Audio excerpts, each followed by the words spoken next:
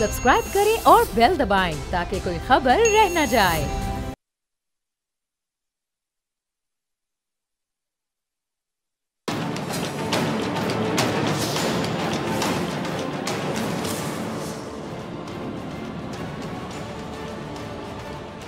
अस्सलामुअलैकुम, मैं हूं डॉक्टर फ़िज़ा खान और मैं हूं पाकिस्तान खैबर पख्तूनख्वा के इलाके कुरम में फ़िरका वाराना फसादात में हमने देखा कि 82 ज़िंदगियाँ चली गईं और दहशत गर्दों की जानिब से पाड़ा चनार जाने वाले मुसाफिरों के कॉन्वॉय पर खून की होली खेलने के रद्द-ए-अमल में 30 से ज़ायद मासूम शहरी कब्र के अंधेरों में उतार दिए गए।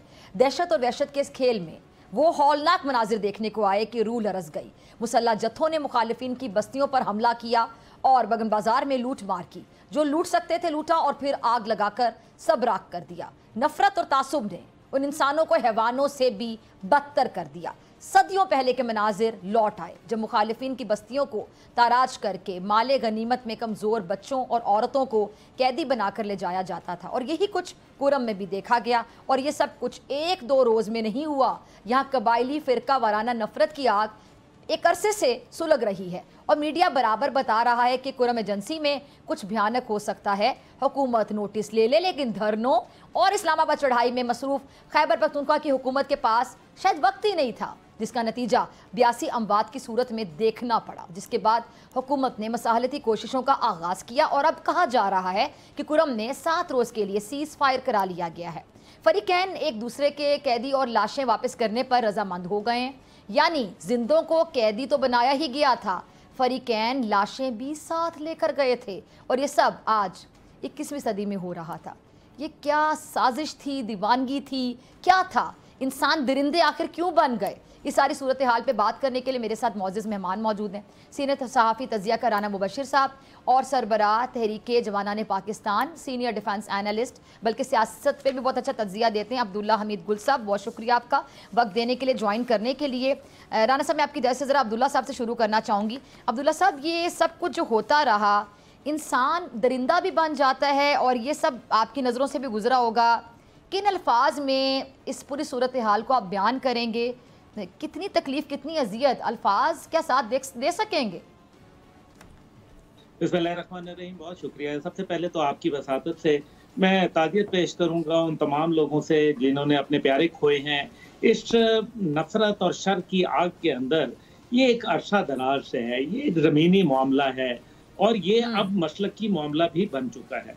मैं क्योंकि अभी हालिया खैबर पख्तूनख्वा के चीफ मिनिस्टर से मुलाकात हुई, जहाँ उनके home secretary, additional home secretary और दीगर जो लोग थे वो भी मौजूद थे और उनकी तमाम तरजीहात और ख़ास तौर पे पारा चनार के एक MNA साहब जो थे वो भी हमारे साथ थे, जो रोड की बंदिश के हवाले से बहुत परेशान थे कि इतने अरसा हो गया रोड बंदिश है। अब मसला ये है कि उन्होंने तमाम बातों को अवॉइड कर दिया और इसका कोई जवाब देने से बजाय उन्होंने कहा जी वो तो हम देख रहे हैं, वो तो अपने रूटीन में चल रहा है, पाकिस्तान बनने से पहले ये मसाइल हैं और ये तो हल अपने वक्त पे ही होंगे। यानी कि कोई एक अजीब सा स्टेट ऑफ माइंड था जिसको देख के और सुन के हमें बड़ा अफसोस हुआ और उसके ऊपर हमने शदीद एहतजाज वहाँ रिकॉर्ड कराया मेरे साथ, क्योंकि और कुछ नेशनल सिक्योरिटी के जो वर्कशॉप के लोग थे वो भी वहाँ मौजूद थे और हमारा यही इस्तफसार था कि आप इसके अंदर बजाय लैतो लाल के काम करने के आप इसके ऊपर अमलन करें। अब ज़ैनबियून ग्रुप जो कि कालाबदन ग्रुप है उसकी तरफ से जिस तरीके से वहाँ आग लगा दी गई, वहाँ लोगों के गले काटे गए और फिर मुझे अफसोस से ये कहना पड़ता है कि एक हमारा पड़ोसी मुल्क जो है उसके जो एक सफीर हैं उनका एक ट्वीट भी आया कि वो इस जो पारा चनार की सूरत हाल है उसके ऊपर उन्होंने तशवीश का इज़हार किया।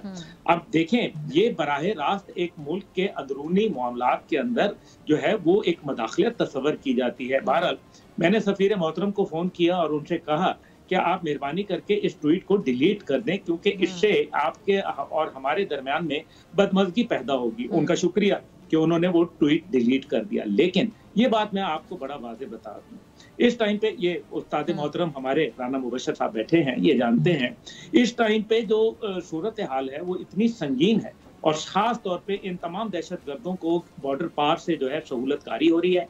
इनके पास मोस्ट मॉडर्न वेपन है, रॉकेट हैं, रॉकेट लॉन्चर्स हैं, RPG हैं, इनके पास जो है वो मतलब आप अंदाजा करें कि पाकिस्तान आर्मी को टैंक भेजने पड़ गए, यानी कि इस अंदाजे का इस जो खतरनाक सूरत हाल है, हसासियत कह लें, संगीन सूरत हाल। जी, तो अब वो संगीन तरीन सूरत हाल है और ये बस ये खत्म नहीं हो रहा। अभी एक हफ्ते का उन्होंने जो है वो कहा है कि हम सीज फायर कर लेते हैं। इसके अंदर 11 कोर जो कि लेड बाय जनरल उमर साहब जो हैं वो बुखारी साहब वो कर रहे हैं और उन्होंने बहुत अच्छी हिकमत अमली इख्तियार भी की है, लेकिन मसला जो है वो लोकल लोगों का है और लोकल लोगों को जो डील करना है वो पॉलिटिकल हुकूमत का काम होता है। अगर कोई इधर उधर हो जाएगा तो फौज के ऊपर मलबा डाल जाएगा, एफसी के ऊपर मलबा डाल जाएगा। दूसरी जगह जो है वो जो हुकूमत वक्त है वहाँ खैबर पख्तूनख्वा की, जीरो इंटरेस्ट है उनका, उनके पास कोई ना इसका हल है, ना वो हल करना चाहते हैं, ना वो ख्वाहिश रखते हैं और उनकी तमाम तरजीहात जो है वो इस्लामाबाद पे तब धावा बोलना होता है जब वो देखते हैं कि पाकिस्तान में कोई गैर मुल्की जो डेलीगेशन है, पाकिस्तान की खैर ख्वाही का मामला है, IMF वर्ल्ड बैंक का कोई लोन मिलने वाला है, चीन का कोई वफ्द आ रहा है, या पाकिस्तान में बेलारूस के सदर आ रहे हैं, या वो मलेशिया के सदर जो वजीर आजम है वो आ रहे हैं। क्यों कर रहे हैं? खुदा के लिए पाकिस्तान के अंदर ये कहने की बात है डॉक्टर फिजा, यकीन माने बात करते हुए सीना जो है ना वो बंद हो जाता है इंसान का, के दिल हलक को आ जाता है। खुदा का खौफ करें, ये हाथ जोड़ता हूं मैं, मत करें। पाकिस्तान तकलीफ में 82 लोगों की जानें सिर्फ 2 दिन के अंदर चली जाना, और 82 देखे ना, कोई एक जान भी चली जाए तो कितनी तकलीफ होती है, या 82 जाने चली गई। आप और आपकी काबीना और आपके बानी चेयरमैन, गुजारिश है खुदा के लिए पाकिस्तान पर रहम खाएं, पारा चनार की सूरत हाल के ऊपर तवज्जो मरकूज करें, हम आपके सिपाही के तौर पर आपके साथ खड़े। ठीक है जी, ठीक है। अच्छा जी, मैं आपकी तरफ आना चाहूँगी राना साहब, आप कोई अब्दुल्ला भाई ने जो गुफ्तगू की इसमें अगर कुछ आप ऐड भी करना चाहें और आपके अल्फाज में इस पूरी सूरत हाल करते हैं। सबसे बड़ा सवाल तो ये भी बनता है कि जी 80 से ज़्यादा जो अमवात हो गई, 82, उसके बाद जाके ये जो एक ये हुआ सीज़ फायर हुकूमत की तरफ से कोशिश कह लें, ये पहले भी तो हो सकता था ना, पहले क्यों नहीं हो सका राना साहब? इसका जिम्मेदार कौन होगा? देखिए, एक चीज बिल्कुल क्लियर रखें, as a student of defence and strategic studies एक चीज मुझे बिल्कुल क्लियर पता है, ठीक है, उसमें कोई इफ्स एंड बट्स नहीं है, कोई प्रोज एंड कॉन्स नहीं है, बिल्कुल क्लैरिटी के साथ एक चीज बिल्कुल वाजे है और वो ट्रांसपेरेंट तौर पे मैं सामने रख देता हूँ और उसमें कोई शक होना चाहिए किसी चीज पे। देखिए, जितने पॉलिटिशियंस हैं, पॉलिटिशियंस जो पाराचनार हो या उसके इर्द गिर्द जितने भी इलाके हो, वहां से जो पॉलिटिशियंस वहां से इलेक्ट हुए हैं, चाहे उनका ताल्लुक किसी भी पार्टी से, ठीक है, उनको वहां पे इंगेज होना चाहिए था, होना चाहिए है और उनको कॉन्टिन्यूसली वहां पे इन टच रहना चाहिए। ठीक है, आप यहाँ पे खड़े होकर यहाँ पे जितने पॉलिटिशियंस हैं, वो चाहे कोई भी असेंबली हो, चाहे प्रोविंशियल हो, चाहे नेशनल हो, वहां पे खड़े होके आप ह्यू एंड क्राई यहाँ पे रेज करते हैं, जो भी आपके इश्यूज बन जाते हैं, पर्सनल इश्यूज हो, पॉलिटिकल इश्यूज हो, उनको वहां पे आप एड्रेस करने की कोशिश करते हैं। ये जो सिचुएशन क्रॉप अप हो रही है ओवरनाइट नहीं हुई, अब्दुल्ला साहब इज एब्सोल्युटली राइट, इसमें बड़ा टाइम लगा है। तो इसमें हम रिस्पांसिबिलिटी किस किस पे डालेंगे? वही गुजारिश करो डॉक्टर साहबा, इस पे जनाब सीधी बात यह है कि पहली रिस्पांसिबिलिटी मैं डालूंगा जनाब एडमिनिस्ट्रेशन पे और उन पॉलिटिशियन पे जो वहां से इलेक्ट हुए हैं, उन्होंने इलाकों से इलेक्ट हुए हैं। उसके बाद आप जाके किसी को ब्लेम कर सकते हैं, क्योंकि अगर आप ये इश्यूज नहीं एड्रेस कर रहे असेंबलीज के अंदर और यहाँ पे नहीं उनको रेज कर रहे अगर आप ये इश्यूज को, तो then the responsibility lies on that provincial administration one and secondly to those politicians. उसके बाद आपके अगर उनको एड्रेस नहीं किया जाता तो फिर आप जाके ब्लेम कर सकते हैं जनाब सिक्योरिटी की एजेंसीज को। उससे पहले अगर आप ये कहें कि जनाब नहीं ये काम नहीं कर रहे और सारा काम उनका, नहीं, इट्स ए कोलैबोरेट होती है, यहाँ पे कॉपरेशन होती है और सारे मिल के काम करते हैं। और जब सब आप मिल के काम नहीं करेंगे तो इस किस्म की सिचुएशंस रेज हो जाएंगी और इस किस्म के सिचुएशन जो है ये बहुत बड़ा सानिया है, ये इतना बड़ा सानिया है जिसको हम लोग एड्रेस नहीं करें। We are not talking about it and I am really thankful to you doctor साहबा कि you took up this topic जी, क्योंकि मेरे लिए ये एहतजाज से ज्यादा इंपॉर्टेंट टॉपिक है। ये जो अभी इस्लामाबाद में जो कुछ होने जा रहा है, जो हो रहा है आपके सामने, और जारी बात है पुलिस हुकूमत वक्त की जिम्मेदारी होगी। अब्दुल्ला भाई, हुकूमत वक्त ज़ाहिर बात है अगर कोई नाखुशगवार वाक़या पेश आता है तो हुकूमत वक्त ही आंसरेबल होती है, और ऐसे हालात में जब ऐसा वाक़या पेश आया हो तो मैंने तो मुनासिब समझा कि मैं इस वाक़ये पे बात करूँ एहतजाज की निस्बत। बेटा आपको तो सलाम है दोनों हाथों से। असल में बात यह है कि बिल्कुल राना साहब के साथ तो I couldn't agree more with him के जो लोकल एडमिनिस्ट्रेशन है जी। जो वहाँ के पॉलिटिशियंस हैं they are to be blamed, क्योंकि मसला जो है वो सियासी नौयत का है और मसला जो है वो हम मसलक की नौयत का है। वो बातें तो बड़ी वाज़ेह हैं, चाहे वो दहशतगर्दी की जंग है या चाहे वो पारा चनार के अंदर जो है वो खून की होल, उन दोनों के अंदर हमें पैगाम पाकिस्तान जो एक बयानिया बना था वो इंतहाई कमजोर और नाकिस और नाकारा हो चुका है। Let's accept the fact. और दूसरी बात, जो लोग जिनको सिलेक्ट किया गया कि वो पैगाम पाकिस्तान का बयानिया लोगों तक पहुंचाएं, वो दहशतगर्दों को भी जो है वो उनका सोच बदलने में नाकाम रहे, और जो मजहबी जो एक इंतहा पसंदी थी उसके अंदर भी कमी लाने में नाकाम रहे बुरी तरीके से, जिसका अमली मुजाहरा आपने यहाँ देख लिया। और अल्लाह खैर करे आगे भी। मुझे कोई ज्यादा सूरत हाल बेहतर नहीं नजर आ रही, क्योंकि इसके अंदर फिर हमारे पाकिस्तान मुखालिफ कुव्वतें जो है वो अपना किरदार अदा करना शुरू। अब्दुल्ला साहब सॉरी मैं आपकी बात काट रही हूँ, आपने कहा आगे भी सूरत हाल आपको बेहतर नजर नहीं आ रही, मुझे इस बात पर बड़ी घबराहट हुई है, लेकिन बेहतरी की तरफ तो हमें जाना है। और हुकूमत वक्त की जिम्मेदारी हो या आप कह रहे हैं मसले की मामला ज़्यादा लग रहा है ये सियासी मामले से, उलमा के ऊपर जो इस सूरत हाल में जिम्मेदारी आयद होगी, डेफिनेटली सब लोग परेशान होंगे, उलमा भी सूरत हाल को देख के परेशान होंगे, तो हमें तो हल की तरफ जाना है। जी बिल्कुल, हल तो निकालना है ना, लेकिन हल कौन निकालेगा? हल वो निकालेंगे जिनकी तरजीहात में ही नहीं है। मैंने आपको बता दिया, खैबर पख्तूनख्वा के चीफ मिनिस्टर आज मैं उनको कहता हूँ आए मेरे सामने टेलीफोन के ऊपर मेरे साथ टॉक शो में आ जाएं, क्या मैंने उनको ये बातें नहीं बोली? क्या उन्होंने मुझे जो जवाब दिए इसके गवाहान नहीं मौजूद? तो फिर मैं यही आपको बता रहा हूँ ना, मुझे इसलिए मैंने इन बुनियाद के ऊपर ये खदशात का इजहार किया कि मुझे आगे सूरत हाल इसलिए बेहतर नहीं होती जा रही क्योंकि मुझे लग रहा है कि वहाँ के जो लोकल पॉलिटिशियंस हैं और जो सूबाई हुकूमत है वो बिल्कुल संजीदा नहीं है इस मामले पे। देखें, आप मुझे बताएं, इतना बड़ा वाकया किसी भी महज़ब मुल्क के अंदर हो जाए तो चीफ मिनिस्टर को, वहाँ के लोकल पॉलिटिशियंस को, वहाँ की फेडरल हुकूमत के नुमाइंदगान को क्या वहाँ नहीं जाना चाहिए था? क्या लोगों से नहीं उनके जो है वो उनको पुरसा देना चाहिए था? क्या वहाँ के मामलात पॉलिटिशियंस होते क्या हैं? जहाँ जो मिलिट्री सॉल्यूशंस होते हैं, यहाँ जो एडमिनिस्ट्रेटिव सॉल्यूशंस नाकाम हो जाया करते हैं, तो पॉलिटिशियंस आके एक नई राह जो है, एक नई उम्मीद की किरण जो है वो दिया करते हैं। बहुत सारी जंगें टेबलों के ऊपर जो है वो जीती जाती हैं और टेबलों के ऊपर जो है उनको सेटल किया जाता है। ये कोई ऐसा मसला नहीं है जिसको सेटल ना किया जा सके, लेकिन हुकूमत खैबर पख्तूनख्वा की अदम दिलचस्पी की बुनियाद के ऊपर ये किस्सा जो है और ये जो वाकया है इसके अंदर शिद्दत से मजीद ये शिद्दत इख्तियार कर रहा है। और साथ ही साथ फेडरल हुकूमत को भी मैं ये कहूँगा, आपको याद होगा बन्नू का वाकया हुआ या फिर उसके बाद जो है वो कोहाट कैंटोनमेंट का वाकया हुआ, इसी तरीके से दीगर हुआ, अभी ये पारा चनार का हुआ। क्यों फेडरल के नुमाइंदगान जो है वो अब जो है खामोशी इख्तियार किए बैठे हैं? लेकिन अब्दुल्ला भाई एक जो पॉइंट है जो हम रेज नहीं कर रहे, ये भी तो कहा जा रहा है ना कि कोई ज़मीन का तनाज़े है जिसका आगाज़ गालिबन 1995 में 1995 में हुआ था, फिर 95 से तकरीबन 11-12 साल बाद बनते हैं 2007। अब से काफ़ी साल पीछे चले जाएं, अब 17 फिर 24 देखें कितने साल पीछे। 2007 में फिर इसमें एक बड़ी लड़ाई भी हो चुकी है, लेकिन अब 24 चल रहा है, अभी तक कोई हल नहीं हो सका।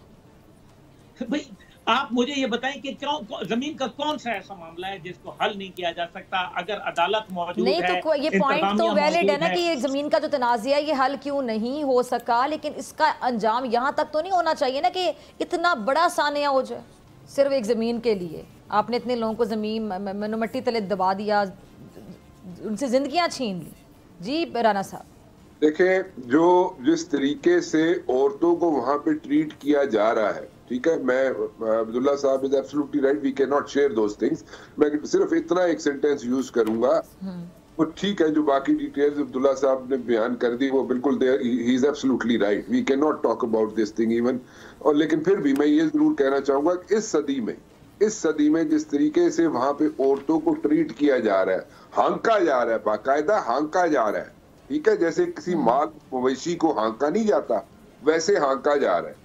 So ये we are living in this century, on this very day these things are happening. मैं गुजारिश ये कर रहा हूँ, रिक्वेस्ट ये कर रहा हूँ, इल्तिजा कर रहा हूँ मैं, और सारे उन लोगों से कर रहा हूँ, those people who are in the corridors of power in the province and in the federal government. So इस चीज को अगर एड्रेस करना है तो पॉलिटिशियंस हो या वहाँ की एडमिनिस्ट्रेशन हो या वहाँ के इदारे हो, सबको मिलके एक कलेक्टिव एफर्ट करनी पड़ेगी और ये फिर जाके प्रॉब्लम सॉर्ट आउट होंगे। इसकी जड़ तक पहुंच के इसको सॉर्ट आउट करना कोई मुश्किल काम नहीं है। It's not a issue, it's not a situation जो ऐसी हो कि जिससे वहां पे कोई हल ना निकल सके। निकल सकता है, लेकिन उसके लिए एक आपको माइंडसेट चाहिए, उसके लिए अटेंशन चाहिए, उसके लिए डिवोशन चाहिए, एक दिल चाहिए, गुर्दा चाहिए कि हाँ जी we have to sort out these things. When we can talk about things on every issue and any issue in the parliament, और हम उस पे अंदर कोई कंसेंसस भी क्रिएट किसी हद तक कर लेते हैं, पॉलिटिशियंस की बात कर रहा हूँ, तो फिर ये क्यों नहीं कर सकते यार आप? ठीक है, आप एडवाइसेस दीजिए, आप अपनी सजेशंस दीजिए, और अगर उस पर अमल दरामद नहीं होता तो फिर हम पे फिर छोड़े ना। फिर आप कहें जी हमने ये सजेशंस दी थी असेंबली के अंदर ये प्रोविंशियल असेंबलीज में दी थी, ये एडमिनिस्ट्रेशन ने दी थी जनाब सजेशंस, लेकिन उस पे अमल दरामद नहीं हो रहा या नहीं हो सक रहा। सजेशंस दे ही नहीं रहा कोई। पहला जो इकदाम है उस पास से टुरो तो सही ना, उस पास से जाओ। राणा साहब माजरत के साथ, बड़े अफसोस के साथ मैं कह रही हूँ, आप दोनों अग्री करेंगे कि यहाँ पे जिस पास से तुरना है ना वहाँ तुर नहीं रहा कोई, और जिस पास से तुर रहे हैं वहाँ तुरने की तुक नहीं बनती। इनके पास वक्त ही नहीं है। बिल्कुल अफसोसनाक बात, यही हो रहा है, यही प्रॉब्लम है। देखे खुदा ना ख्वास्ता, मैं बहुत बड़ा ही जुमला बोलने जा रही है, 82 लोग, इनमें से कोई एक भी आपके अपने खानदान से जाए तो लग पता जाए। 82 तो खैर मैं चले ये फिगर मैं I don't agree with this. 80 से ऊपर बताया जा रहा है ना सर राणा साहब। बिल्कुल राणा साहब सही कह रहे हैं। नहीं राणा साहब, मीडिया 80 से ऊपर ही रिपोर्ट कर रहे हैं, 82 ही रिपोर्ट किया जा रहा है। मैं इस पे जाना नहीं चाहता था, लेकिन एनीवेज मैं ये मुझे बताएं, अगर 80 से ऊपर भी है, कोई 70 भी होता, 60 भी होता, 50 में कहते हो, एक जान भी कितनी कीमती होती है। डॉक्टर साहबा इससे भी ऊपर है। मैं आपको वैसे कह रही हूँ, अगर उससे ऊपर है तो ठीक है, बाकी में दिल दहल जाए ना। जी डॉक्टर साहबा, मैं वो गुजारिश कर रहा हूँ कि देखें इसमें हमें सिर्फ हम इल्तिजा कर सकते हैं। 82 में दिल दहल रहा है, ऊपर जाएगा तो फिर मतलब इससे ज्यादा तादाद हो तो आई एम स्पीचलेस। आपकी इजाजत से मैं ब्रेक ले लूं सर। राणा साहब ब्रेक। दोनों मेहमान मेरे साथ मौजूद हैं, आपसे मुलाकात होगी शॉर्ट ब्रेक के बाद।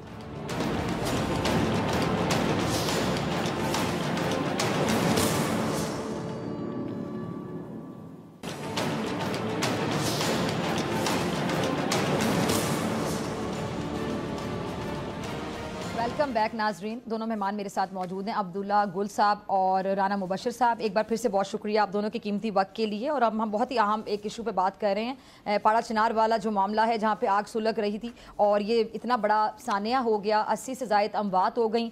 और राना मुबशिर साहब जैसा कि ब्रेक से पहले यहाँ तक तशवीश का इजहार कर रहे थे कि ये शायद 80 से भी ज़्यादा हैं, और खुदा ना ख्वास्ता 80 भी बयान करते हुए दिल दहल रहा है, तो अगर 80 से ज़्यादा है तो अल्लाह माफ़ करे। अच्छा जी, मैं आपकी तरफ आना चाहूँगी अब्दुल्ला साहब। एक और मामला, यही सवाल है कि मैं आपकी तरफ भी आऊँगी राना मुबशिर साहब, इसी से रिलेटेड कि ये जो इलाका है यहाँ पे पहले पॉलिटिकल एजेंट का, अगर मैं लफ्ज़ इस्तेमाल करूँ, पॉलिटिकल एजेंट हुआ करते थे, फिर ये डेप्यूटी कमिश्नर यहाँ पर आ गए। लेकिन अगर हम इख्तियारात की बात करें, जो इख्तियारात होते हैं अब्दुल्ला साहब, वो इख्तियारात उनको वो नहीं दिए गए जिसमें रहकर वो काम कर सकें जो कि पॉलिटिकल एजेंट्स के पास हुआ करते थे। तो इससे भी आपको लगता है कि जो मामलात हैं वो संगीनी की तरफ जाते हैं या ये इश्यूज बने?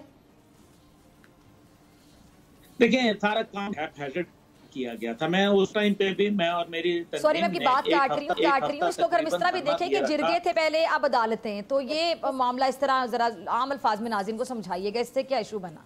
हमने ये देखा कि जो तसलसल से हुकूमत खैबर पख्तूनख्वा में पाकिस्तान तहरीक इंसाफ की आई, उसके अंदर जो है वो 100 बिलियन जो इस इलाके के अंदर इस्तेमाल होने थे और लोगों के ऊपर खर्च होने थे, उन लोगों को वो पैसा नहीं पहुंचा। और उसकी बुनियाद के ऊपर जो वहाँ एक शरपसंदी थी, जो वहाँ दहशतगर्दी थी, और जो इलाकाई ये जो मामलात हैं, इसके अंदर इजाफा देखने के अंदर आया। अभी भी मामला ये है कि इस टाइम पे मेरे ख्याल में चीफ मिनिस्टर और उनकी काबीना को बजाय इस्लामाबाद में धरना देने के, उनको अवाम के सामने धरना दे देना चाहिए, वहाँ के अमन के लिए धरना देना चाहिए, वहाँ की सलामती और खुशहाली के लिए धरना देना चाहिए। और जैसे राना साहब ने बताया कि औरतों के साथ क्या डील कर रहे हैं। जानवरों को तो फिर अच्छे तरीके से हाँकते हैं, वहां जो कुछ हो रहा है वो मैं नहीं बोल सकता। मैं आप समझ जाएं कि मैं कहे बगैर बहुत कुछ कहना चाहता हूं। और ये जो नंबर गेम है ये बहुत ज्यादा है, ये एक वाक्य के नहीं, अगर आप इसको एक्यूमुलेटेड आप कर लें और पिछले 5 माह का आप डेटा निकाल लें तो आप इस टाइम पे जो है यहाँ रो पड़ेंगे कि क्या हाल हुआ है वहां। हमें वहां पहुंचाई नहीं जा रही बात, बहुत सारी चीजें लोकल एडमिनिस्ट्रेशन छुपा रही है और बताया नहीं जा रहा। खैबर पख्तूनख्वा हुकूमत की नाकामी नाअहली है जिसकी बुनियाद के ऊपर वो वहां लोगों तक ये बातें पहुंचने नहीं दे रहे। सोशल मीडिया को जो है वो मॉनिटर किया जा रहा है, लेकिन इस सब के बावजूद मैं ये समझता हूं कि there is a will there is a way. इस सब का मसले का हल है उलमा को और सियासतदानों को और इंतजामिया को, और खास तौर पे डिस्ट्रिक्ट एडमिनिस्ट्रेशन के पास स्पेशल पावर्स एक्ट होते हैं, और अगर वो स्पेशल पावर एक्ट जो है उसकी इजाजत जो है फिर वफाकी हुकूमत नहीं बल्कि सूबाई हुकूमत देती है। ये इस टाइम पे उनको जरूरत है। अब कितने और लोग उन्होंने मरवाने हैं, कितने लोगों को जुल्म करवाना है, कितनी आग और लगवानी है, कितने लोगों के घरों को और उनकी दुकानों को लूट के मठमार करवाना है, ये उनके ऊपर डिपेंड करता है। बेहतर यह है कि मामलात को जल्द से जल्द फौरी, यानी कि 1 मिनट भी इसके अंदर लेट नहीं होना, वरना 1 मिनट भी जो है वो आपके किसी बंदे की जान जो है, एक मासूम इंसान की जान जो है वो चली जाएगी खुदा न खास्ता। तो डिस्ट्रिक्ट एडमिनिस्ट्रेशन बिल्कुल ये काम करवा सकती है, मैं इसको अच्छी तरीके से जानता हूँ। मैं इसके ऊपर जो है बाकायदा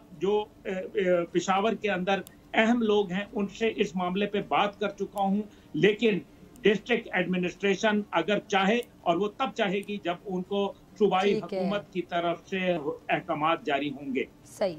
राना साहब, इसी पर मैं आपका पॉइंट ऑफ व्यू जानना चाहूँगी। ये जो पॉलिटिकल एजेंट हुआ करते थे, फिर ये हुकूमत ने इलाकों को बराह रास्त अमलदारी में लिया और फिर उनकी जगह डेप्यूटी कमिश्नर्स आ गए, लेकिन इख्तियारात वो नहीं है। तो आपकी नज़र में ये भी इशू की वजह बनता है? बहरहाल ये एक एक बड़ी डिबेट है, इसमें बहुत से पहलू हैं, जिसमें से एक पहलू ये भी हो सकता है। देखिए डॉक्टर साहबा, एक तो बात जरा मैं उससे पहले आपके सवाल के जवाब देने से पहले मैं एक चीज ऐड करना चाहूंगा यहाँ। देखिए ये नेशनल सिक्योरिटी के जो पार्टिसिपेंट्स जाके मिले थे, जो यहाँ पे अब्दुल्ला साहब जिसकी बात कर रहे हैं, जो वहां पे उनको क्लैरिटी चाहिए होती है, वहां के लोगों को जो जाते हैं पार्टिसिपेंट्स और जो जाके चीफ मिनिस्टर से मिलते हैं या उनके साथ जितने भी वहां पे ऑफिशियल्स होते हैं चीफ मिनिस्टर के साथ, जब Q&A सेशन होता है, जब क्वेश्चन आंसर सेशन होता है, तो वहां पे उनको क्लैरिटी चाहिए होती है। ठीक है जी। सो ये this is part of the course कि वहां पे क्लैरिटी अगर नहीं दे सकती वो एडमिनिस्ट्रेशन या वो चीफ मिनिस्टर या वो प्रोविंस का हेड जो है वो नहीं दे सकता अगर क्लैरिटी, तो दैट मीन्स कि there is something wrong somewhere. And वो ये अगर इसके साथ इशू को अटैच किया जाए तो there is a grave irresponsibility that is there. ठीक है जी। सो एक बात तो ये होगी। दूसरी बात ये है डॉक्टर साहबा, जो आप बात कर रही है ना पॉलिटिकल वहां पे एजेंट्स होते थे एंड जिस तरीके से वहां पे मैनेज होती थी चीजें, ठीक है, वो जो था, जो मलक थे, जो सरदार थे, जो वहां पे करता धरता थे लोग वहां पे, जिनकी बातों को सुना जाता था, जिनकी बातों का मान रखा जाता था, जिनकी बात मतलब कि एक इशारे पे जो फैसला दे देते थे और देर एंड देन देते थे फैसला। ठीक है। ये जिस तरह हमारा अनफॉर्चुनेटली अदालती निजाम है जो कि ड्रैग करता है और स्ट्रेच करता है, वो लोग इस चीज के आदी नहीं है। वो अपने मलकों के, अपने सरदार के, अपने हेड्स के आदी है, जो वहीं पे पड़ाव डालते थे, वहीं पे सबको इकट्ठा करते थे, वहीं को सब पे बिठाते थे और वहीं पे फैसला करते थे देयर एंड देन, और वो उसको इमीडिएटली। एक और पॉइंट कि ये जो वहाँ की अदालतें हैं पाड़ा चिनार की, उन्होंने कुछ 10 केसों का भी फैसला नहीं सुनाया जब से अमल में आए। हो सकता ना, इट्स नॉट अमलदारी में। देखें ना, देयर इज अ कॉन्ट्रडिक्शन। आप यहाँ पे कहते हैं जनाब कि देखें टेररिस्ट जो है, जो टेररिज्म हो रहा है यहाँ पे पाकिस्तान के अंदर, और टेररिस्ट को जब ट्रायल किया जाता है और कोर्ट्स में जाके ट्रायल किया जाता है, तो वो वहां पे जितने मोस्ट ऑफ द जजेस, I would say majority of them, they back out. ठीक है। वो उन टेररिस्ट को वो सजाएं नहीं दे सकते because they are under threat. तो आप कैसे वो चीज वहां पे अप्लाई कर सकते हैं उस एरिया में, फाटा में, जहां पे वो आप अदालती निजाम, वहां पे कैसे आप अप्लाई कर सकते हैं? सो जो पॉलिटिकल एजेंट्स थे वहां पे, जो वो वहां पे कर लेते थे, सरदार कर लेते थे, मलक्स कर लेते थे, वो बैठ के वहां पे चीजें सॉर्ट आउट कर लेते थे और देयर एंड देन वहां पे उनको रिलीफ मिल जाता था, जस्टिस मिल जाता था। यहाँ पे जो जस्टिस डिनाई हो रहा है, तो like, you know, it's like a Abdullah गुल साहब हमारे साथ हैं टीम। जी जी राना साहब, अब्दुल्ला साहब जी, राना साहब अपनी बात मुकम्मल कीजिएगा। इट्स जस्ट लाइक अ जंगल जी। सो इसको आप जो है इसको ठीक है, अब्दुल्ला साहब बैठे रहे यहाँ पे, वी नो, एवरीवन नोज कि अब्दुल्ला साहब यहाँ पे बैठ के प्रोटेस्ट करते रहे, उस वक्त किसी ने सीरियसली लिया नहीं, ठीक है। एवरीवन थॉट कि जी पता नहीं की गल कर रहे हैं या क्यों करना चाह रहे हैं, पता नहीं क्या इसमें हिडन एजेंडा है। हिडन एजेंडा नहीं है, it's like, you know, you need to understand their psyche, ठीक है। और वो जहां से जिस तरह उनकी ग्रो अप हुई है, जनरेशन पे जनरेशन ग्रो अप हुई है वहां पे, और बॉर्डर है यार, पोरस बॉर्डर है, और वहां पे उस पोरस बॉर्डर को वहां पे उनको अकॉर्डिंगली अगर एड्रेस नहीं किया जाएगा उनकी चीजों को, जो उनकी साइकी है, जो उनका माइंड सेट है, तो वो आप उनको किस तरफ लेके जा रहे हैं, वो जाके इस तरह चीजें सॉर्ट आउट नहीं होंगी। ठीक है जी, चलें प्रोग्राम में, ठीक है, वक्त की भी कमी, मुझे ब्रेक पे भी जाना है। अगर अब्दुल्ला गुल साहब हमारे साथ कॉल पे मौजूद हैं, शायद स्काइप के सिग्नल्स वीक हैं, तो अब्दुल्ला साहब मुझे अगर सुन पा रहे हैं, यहाँ तकरीबन जो हर शख्स है, अगर हम उसकी बात करें इस इलाके में मुसल्लह है, क्या ये मुमकिन है कि तमाम जो गैर कानूनी असलहा है वो जब्त किया जा सके? अब्दुल्ला साहब शायद हमारे साथ मौजूद नहीं है। जी राना साहब, देखें, ये उनका एक कल्चर है, और उनका कल्चर ये है कि उसमें एक उन्होंने अपने साथ कोई और चीज उनके पास हो या ना हो, उन्होंने एक असला अपने साथ जरूर रखना है, चाहे वो कोई भी वेपन हो, उन्होंने अपने साथ कैरी करना है। दैट इज देयर कल्चर, ठीक है। अब वो लाइसेंस्ड है या नहीं लाइसेंस्ड है, वो एक डिफरेंट स्टोरी है, but that is their culture, they have to carry it, they do carry it, और वो आज से नहीं, कब से कैरी कर रहे हैं। अब वो उसको वहां पे खड़े होके, अगर आप कहें कोई डीसी खड़ा होके या वहां पे कोई एडमिनिस्ट्रेशन का बंदा खड़ा होकर उनको कहेगा जी लाइसेंस दिखाओ, वो नहीं दिखा देता। उसके हर घर में असला होगा, दैट इज देयर कल्चर, उन्होंने रखना है, ठीक है। उनके घर में कोई और चीज हो या ना हो, असला होगा, उनको कैरी करे, कोई और चीज या ना करे, असला जरूर कैरी करेंगे। तो वो उसको कैसे आपने उसको करना है जस्टिफाई, तो देर पा हल जरा बता दें, एक लास्ट मिनट है मुराना साहब, इसका फिर देर पा परमानेंट सोल्यूशन, हम अगर उस परमानेंट सोल्यूशन की तरफ चलें, कोई टेम्परेरी ना हो, तो वो क्या हो सकता है आपके मुताबिक? डॉक्टर साहब, 3 pronged स्ट्रेटजी है, बहुत आसान तरीका है, कोई इसमें रॉकेट साइंस नहीं है। 3 pronged स्ट्रेटजी है, इसमें short term, mid term, long term strategy evolve करनी पड़ेगी।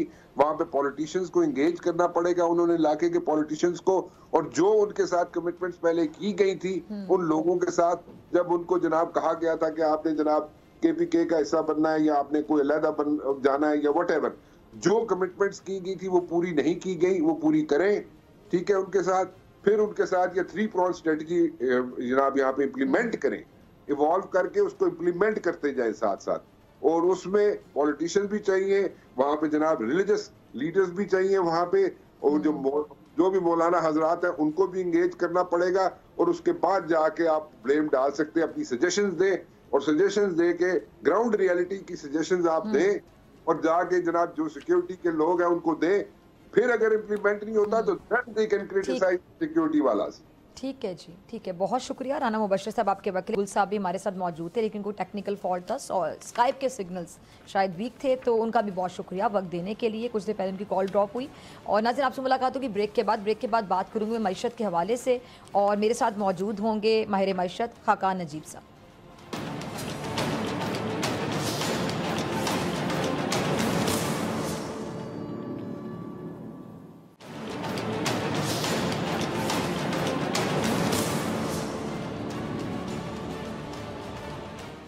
वेलकम बैक नाज़रीन, अब बात करेंगे मुल्की मईशत की, जिसके बारे में हुकूमत का दावा ये है कि वेंटिलेटर पे पड़ी जो मईशत है उसने आंखें खोल दी हैं और ये बेहतरी की जानिब बढ़ रही है, क्योंकि हुकूमत के मुताबिक स्टॉक एक्सचेंज जो है वो भी रिकॉर्ड पर रिकॉर्ड बना रही है। महंगाई की जो शरह है वो डबल डिजिट से कम होकर सिंगल डिजिट पर आई है, और वज़ीर ख़जाना के मुताबिक जो महंगाई की शरह है वो 38%, 38% से कम होकर 7% पर आ चुकी है, और जिसकी बुनियाद पर पॉलिसी रेट जो है वो 22% से तकरीबन 15% पर कर दिया गया है। लेकिन अब ये एहतजाज आ गया है, और एहतजाज ज़ाहिर बात है डायरेक्टली इनडायरेक्टली मईशत को, इकॉनमी को नुकसान पहुंचाता है, मुतासर करता है। इस बारे में बात करने के लिए मेरे साथ माहिर मईशत किसी तारुफ के मोहताज नहीं खाकान नजीब साहब मौजूद हैं।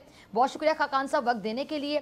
खाकान साहब, अभी खुदा खुदा करके मईशत कुछ संभली है और फिर एहतजाज सर पे आ पड़ा है, और ज़ाहिर बात है जब एहतजाज होता है तो कारोबार भी मुतासर होता है और ताजिर तबका भी मुतासर होता है। जैसे कि आज भी मैं इस्लामाबाद में हूँ तो बड़ी मुश्किल से हम लोग ऑफिस पहुँच सके हैं, और ये जो लोग जो कि ट्रांसपोर्ट का काम करते हैं या फूड डिलीवरी का काम करते हैं, बहुत से लोग परेशान थे कि जी ऑफिस पहुंचने वाले जॉब पे नहीं पहुंच पा रहे, कंटेनर्स लगे हुए हैं, रास्ते बंद है, परेशानी का सामना है, तो ये फिर कारोबार भी मुतासर होता है। तो ये जो एहतजाज है किस हद तक हमारी मईशत को मुतासर करेगा अगर ये लंबा एहतजाज हो जाता है, और क्या हमारी मईशत एहतजाजी धरनों की जो सियासत है उसको बर्दाश्त कर सकती है?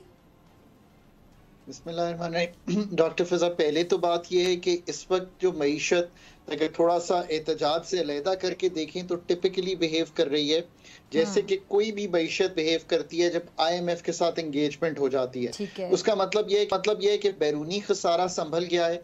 जो हमारे कीमतों के बढ़ने की शरह है, कीमतें कम नहीं हुई, कीमतों के बढ़ने की जो रफ्तार है उसमें एक खातिर खा कमी आ गई है।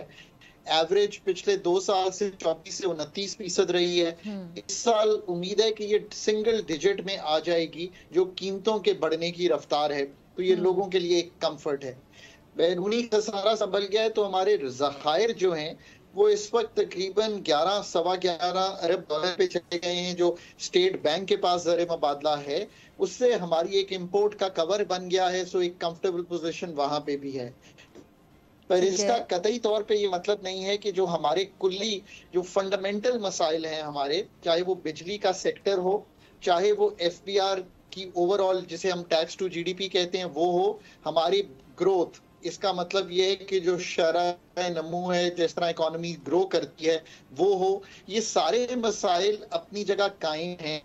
पर ये ICU के वार्ड से या ICU के वार्ड से निकलकर अब आ गए हैं सर्जिकल टेबल पर। सो अगर ये सारी सर्जरी हम कर पाएं, प्राइवेटाइजेशन कर पाएं, हम मैक्रो स्टेबिलिटी रख पाएं, अपने खसारे यानी कि जो मालियाती खसारा है, एक्सपेंडिचर रिफॉर्म्स कर पाएं, फिर तो ये आप कहेंगे ना this will be fundamental reform, और ये तकवीत दे देगी इस टाइम पीरियड को जो हमें IMF के साथ मिला है। अब ये तो है इकोनॉमी की पोजीशन। जहां तक एहतजाज का ताल्लुक है, जो इस वक्त अथॉरिटीज ने, जो हमारा एक इकोनॉमिक एडवाइजरी विंग है गवर्नमेंट ऑफ पाकिस्तान का, उस लगाया है उसके मुताबिक यौमिया यानी कि पर डे 190 अरब रुपए का तकरीबन नुकसान होता है। इसमें मेन नुकसान तो यही होता है कि कारोबार बंद होता है, फिर FBR की कलेक्शन का अलहदा नुकसान होता है, फिर जो बच्चे स्कूल नहीं जा पा रहे उनकी तालीम का नुकसान है, फिर जो आप जिस तरह इकोनॉमी में इन्वेस्टमेंट नई आती है वो नहीं आती तो उसका नुकसान है, एक्सपोर्ट्स का नुकसान है। सो ये एक ओवरऑल नुकसान है जिसको आप देख सकते हैं। देखिए ये तो अब आप पे जैसे कहेंगे लीडरशिप पे है कि वो किस तरह इस इशू को रिजॉल्व करती हैं, कितनी जल्दी इस इशू को रिजॉल्व करती हैं। एक सर्टेनिटी की फिजा जो है वो डॉक्टर साहिबा आपको भी इन्वेस्ट करने पर तैयार करेगी, आमादा करेगी। एक अनसर्टेनिटी की फिजा में सारा इन्वेस्टर डोमेस्टिक या जो फॉरेन है वो हट जाता है इस चीज से।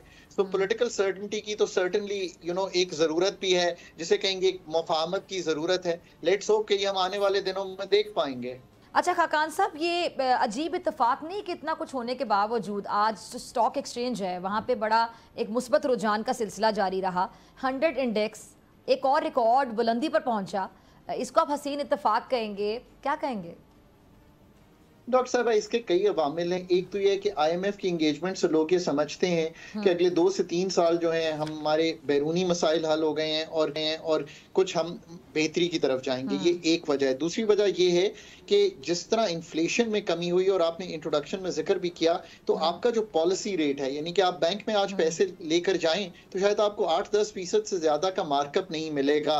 1 साल पे बेस करें, अगर लंबा करें तो शायद इतना भी ना मिले। सो उम्मीद ये है कि पॉलिसी रेट और कम हो जाएगा जो अभी 15% पे है। सो आपके जो अवामिल हैं, जो इन्वेस्टमेंट के जो आपके पास दरकार हैं बाकी जगह पे, फॉर एग्जांपल रियल एस्टेट या फिक्स्ड इनकम सिक्योरिटीज, वो नहीं फराहम, तो लोग जो हैं स्टॉक एक्सचेंज का रुख कर रहे हैं। तीसरी वजह यह है कि हमारे हिस्से की कीमत बहुत सस्ती हो गई थी क्योंकि एक डिफॉल्ट की सिचुएशन अगले लोगों को 10-12 महीने पहले दिखाई दे रही थी। तो हिस्से की कीमत इतनी नीचे चली गई थी कि they have come back rapidly, और थोड़ा सा फॉरेन इंटरेस्ट जो है वो भी पैदा हुआ है इसमें। हमारी कंपनीज ने अच्छा परफॉर्म इसलिए किया, देखें बैंकिंग सेक्टर तो लेंड कर रहा था गवर्नमेंट को 70-80%, तो बहुत अच्छी कमाई थी, सो उन्होंने अच्छा परफॉर्म किया। थोड़ी सी आप ये देखें कि जो हमारी फर्टिलाइजर है उसने अच्छा इसलिए परफॉर्म किया कि एग्रीकल्चर अच्छा परफॉर्म कर रहा था, तेल बिजली की कीमत बढ़ेगी तो एनर्जी कंपनीज ने अच्छा परफॉर्म किया। फिर कुछ जो चौथी इसमें अगर आप सोचें तो बात यूं है कि कुछ ये सोच है कि जो हुकूमत है वो सर्कुलर डेट को या एनर्जी कंपनीज को कुछ इन पर काम करके, कुछ आईपीपीज के साथ मुआहदे करके कुछ इस सेक्टर को आगे लेके चलेगी। सो एनर्जी कंपनीज में एक इंटरेस्ट है। अगर इन सब अवामिल को आप इकट्ठा करें तो आपको एहसास होगा कि अगर किसी के पास ना रियल एस्टेट में ना फिक्स्ड इनकम में इस वक्त इन्वेस्टमेंट की अपॉर्चुनिटी है, रुपया और डॉलर स्टेबल है, ये तीसरी चीज भी निकाल दें, तो फिर लोगों ने स्टॉक एक्सचेंज का रुख किया और हिस्से की कीमत जो है, पर मैं फिर भी कहता हूं कि एक स्टेज जरूर आएगी जहां मार्केट टॉपिश दिखाई देगी। मेरे पास आखिरी 1 मिनट है, उसमें मैं आपका एक कमेंट लेना चाहूंगी। ये जो पीआईए की निजकारी है, प्राइवेटाइजेशन, इसमें हुकूमत अभी तक बड़ी कश्मकश का शिकार नजर आ रही, फंसी हुई दिखाई देती है और केपी की गवर्नमेंट आपको पता है इसे खरीदना चाह रही है। लेकिन एक सवाल है खाकान नजीर साहब, जिस एयरलाइन को विफाक ना चला सके उसको एक सूबा कैसे चला सकता है? मतलब केपीके का ये फैसला कि हम खरीद लेते हैं। आपकी मुस्कुराहट ने आधा जवाब तो दे दिया, बाकी आप अपने अल्फाज से दे दें। प्राइवेटाइजेशन का मतलब डॉक्टर फिजा साहिबा ये है कि आप प्राइवेट तहवील में देके एफिशिएंसी और उसकी पैदावारी सलाहियत बेहतर करें। अगर आप ये समझते हैं कि हुकूमत में ही रखना है तो फिर तो फेडरल गवर्नमेंट में ही रहने दीजिए। और दूसरी बात यह है कि प्राइवेटाइजेशन को बड़ा सीरियसली लीजिए। मैंने आगाज किया था कि फंडामेंटल काम नहीं होंगे तो IMF की जो वक्त और स्पेस मिली है वो जाया हो जाएगी। और अगर प्राइवेटाइजेशन एक फंडामेंटल चैलेंज है पाकिस्तान का, तो एहसास कीजिए कि प्राइवेटाइजेशन कमीशन को जब तक एक ऐसा फाल अदारा नहीं बनाएंगे, अरबों डॉलर की प्राइवेटाइजेशन करनी है, लाखों की सैलरी देकर लोग लाइए, वो लोग जो ये काम करना जानते हो, दुनिया में किया हो, फाइनेंसेस को, HR को, रीस्ट्रक्चरिंग को, सेल्स को, मर्जर्स को, एक्विजिशंस को, मैंने इतनी चीजें बताई हैं, समझते हो। ये सरकारी मुलाजमीन की का काम नहीं है, आपको लाना पड़ेगा। आपने पिछले 10 से 15 साल गुजर गए हैं, कोई भी मेजर प्राइवेटाइजेशन नहीं की पाकिस्तान में। Go back to the drawing table and think. PIA में अच्छा इंटरेस्ट आया, ऐसा भी नहीं था कि इसमें इंटरेस्ट नहीं आया। इसका ये मतलब है कि इंटरेस्ट तो है, पर आप इदारों को तैयार नहीं कर पा रहे, फाल नहीं बना पा रहे, निगोशिएट आउट नहीं कर पा रहे, ये सारे फ्रेमवर्क्स नहीं बना पा रहे कि आप उनको सेल कर सकें। फॉरेन एयरलाइंस लोकल के साथ मिलकर इंटरेस्ट आया, कुछ लोकल बिजनेस का इंटरेस्ट आया, और उस वक्त आया जब यूरोप में आप उतर नहीं सकते, अमेरिका में आप उतर नहीं सकते PIA का जहाज लेकर। सोचिए इसको और इनकी वैल्यू क्रिएट कीजिए ताकि आप इनको बेच सकें। प्राइवेटाइजेशन कमीशन जब तक ऐसा स्टेट ऑफ द आर्ट अदारा नहीं बनेगा, तो जहां 15 साल से खड़े हुए हैं, मेरा नहीं ख्याल कि उसमें खातिर तब्दीली आएगी। ठीक है जी, बहुत शुक्रिया खाकान नजीब साहब आपके लिए। और इसी के साथ मुझे दीजिए इजाज़त, आपसे मुलाकात होगी इंशाल्लाह कल सेम टाइम सेम चैनल। अगर ज़िंदगी ने वफ़ा की, दुआओं में याद रखिएगा, अपने अपने प्यारों का बहुत ख्याल रखिएगा। अल्लाह निगहबान। पाकिस्तान जिंदाबाद।